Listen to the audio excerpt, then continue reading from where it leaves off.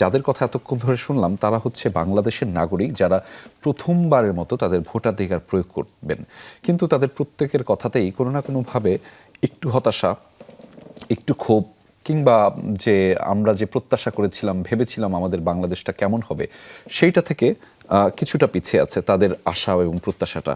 এবং আমরা বিশ্বাস করতে চাই যে সেই প্রত্যাশাটা হয়তো তাদের যে টাইমলাইন, নির্ধারিত ট্যাগলাইনটা রয়েছে সেখানে গিয়ে পৌঁছাবে।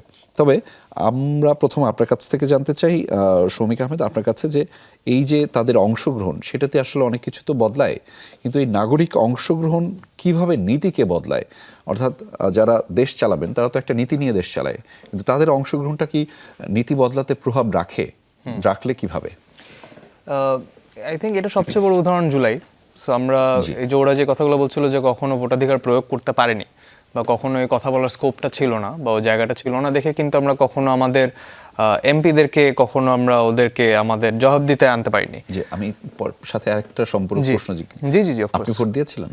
আমি একবার দিয়েছিলাম, বাট আমার 3টা রুম ঘুরে তারপর ভোট দিতে হয়েছিল, বিকজ আমার যেখানে দেওয়ার কথা সেখানে গিয়ে বললো আমার এখানে দেওয়া, আমার নাম নাই, আরেক রুমে যান, আরেক রুমে যান। পর আমার চেহারা চিনেছে দেখে মনে দিয়েছিলাম আর কি।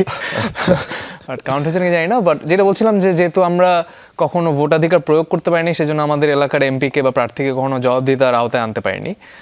তো এটাই সবচেয়ে বড় সুযোগ।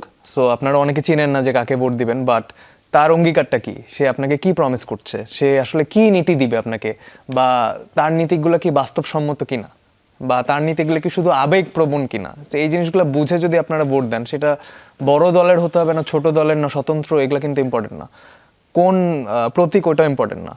প্রার্থী আপনাকে অ্যাজ আ এমপি আপনাকে কি দাবি দেওয়া দিচ্ছে, আপনার দাবি দেওয়া শুনছে কিনা বা আপনার সাথে কানেক্ট করছে কিনা, সেখানে যদি আপনি ভোট দেন, অফকোর্স আপনার ভোটটা কাউন্ট হবে এবং তার নীতিগুলো বাস্তবে আসার একটা সুযোগ হবে।